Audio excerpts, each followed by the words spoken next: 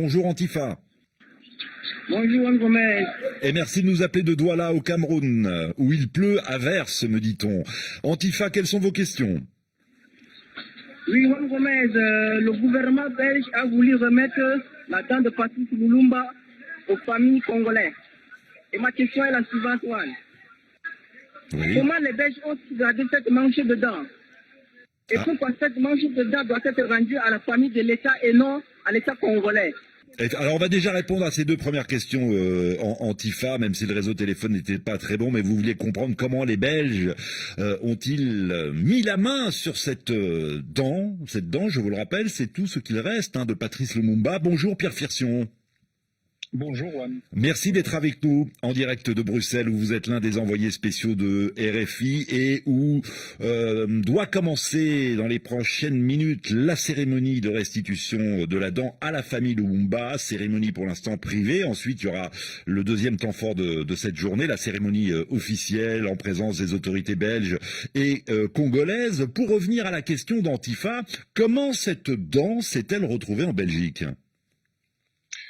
En fait, c'est la justice belge qui a mis la main sur cette dent en 2016.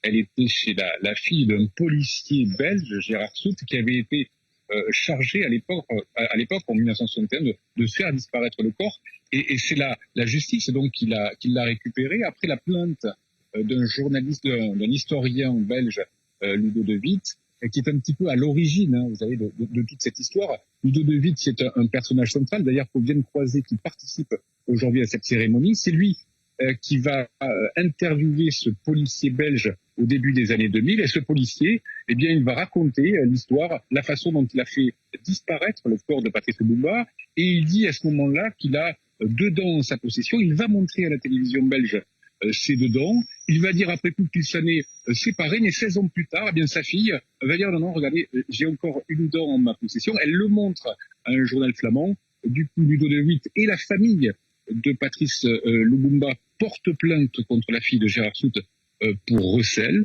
Résultat, la justice perquisitionne son domicile, récupère la dent et du coup va la mettre au parquet fédéral, va la garder précieusement dans un écrin au parquet fédéral. Et c'est pour cette raison, en fait, Juan, et je réponds en cela à la deuxième question, oui. C'est pour ça que c'est la justice belge, en fait, qui a décidé, qui a ordonné en septembre 2020 de remettre la dent à la famille, parce que la plainte a été déposée par Ludo de Witt, mais aussi la plainte pour recel, mais aussi par la famille de Patrice Lumumba. Du coup, la justice a dit il faut rendre la dent non pas à l'État congolais, mais à la famille de Patrice Lumumba. Voilà, on a répondu donc à vos deux premières questions, Antifa. La dernière question dit que feront-ils avec cette manche de dents, le gouvernement congolais? Alors, puisque effectivement la dent sera placée dans un cercueil qui sera exposé jusqu'à demain soir à l'ambassade de la République démocratique du Congo à Bruxelles, et puis ensuite le cercueil décollera pour Kinshasa, départ prévu demain soir, et ensuite Pierre Firsion qu'ont l'intention de faire aussi bien la famille de Patrice Lumumba que les autorités congolaises.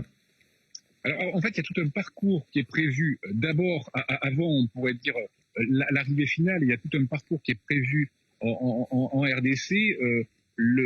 La dépouille de Patrice Lumumba va passer notamment par Ronaloa, dans le Sankourou. C'est le village de naissance de Patrice Lumumba. Elle va passer aussi par Lubumbashi. Ensuite, elle reviendra à Kinshasa.